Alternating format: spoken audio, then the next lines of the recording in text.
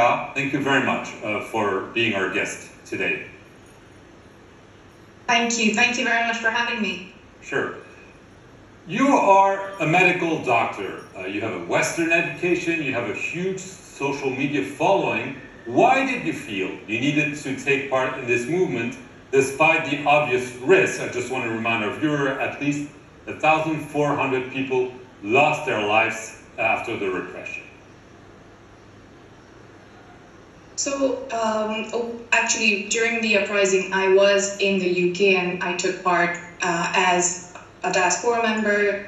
So did thousands of diaspora members in the uprising, and why I decided to join politics is actually motivated by two factors. So the first is, of course, as a doctor, I'm able to only impact the patients that I see, but politics offers an opportunity to hopefully influence systemic changes that affects much larger segment of the population and brings about positive changes. So that's one. And the other motivating factor for me to join politics and to join National Citizen Party, the Students' Party, like you said, is to change our existing political culture away from nepotism, polarization, and corruption to a culture of transparency, accountability, and evidence-based policy.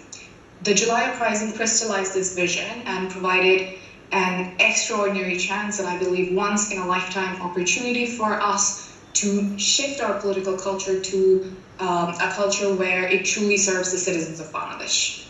Well, as you mentioned, the political landscape since the independence back in 1971 has been dominated by two parties, the Awami League led by Sheikh Hasina and the Bangladesh Nationalist Party, the BNP, led by Khaleda Zia. Your party was just created 2 months ago. How do you imagine challenging those two heavyweights in the near future? So I feel that the political landscape has already changed. It's almost like the youth have torn down the walls and injected fresh air into the room. The youth are have brought in fresh ideas, fresh thoughts, and for the first time in decades, for the first time in my lifetime, political parties are engaging in dialogues about reforms in our constitution, reforms in our electoral system, reforms in judiciary and police and public administration, in our anti-corruption efforts, thanks to the July uprising, which was led by the youth, which was led by the students. And I think the political landscape has already changed, and the people of Bangladesh are watching. Eventually, they will judge who rose to this historic moment. Everyone has a responsibility, and who rose to the moment and who chose to stay back. Right. Mohammed Yunus, who is leading the interim government, he said, I just want to stay and then leave the seat. He has launched several reform committees on 15 different areas. He's hoping to get a consensus on key reform. How realistic is this, given the deep divisions we just talked about?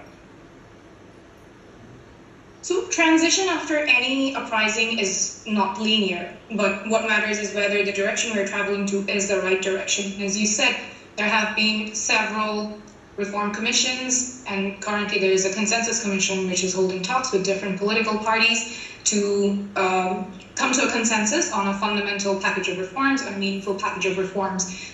We understand that this is a complex process, it's a messy process. We cannot expect all political leaders to, lock arms and come to find a common ground overnight. But we are hopeful that after this uprising, we are able to come to a consensus on meaningful reforms, on restructuring our state. So the uprising did not just happen for change in the face, just to change the faces in power. People stood, they marched, they protested, they risked their lives, not just for a reshuffle, but for a reset. They rose so that there's a fundamental transformation in the system and to reach a new political settlement. And that's the goal we remain committed to. Right. However, there is only an interim government, and the big question is the election. It's not only the reforms. Mohammed Yunus said the election should be held between December of this year and June of next year. The leader of your party said by the end of the year it could be difficult, but the main opposition party has warned that it wants elections to be held by December. What is your position? Should elections be held as soon as possible, or should they be deferred as long as reforms are needed? So the chief advisor has announced a potential timeline of December to June for next elections. We're primarily aligned with that. But like I said, the uprising did not happen just for transfer of power. There must be fundamental, significant reforms as the Consensus Commission is working to build a national charter for reforms that must happen.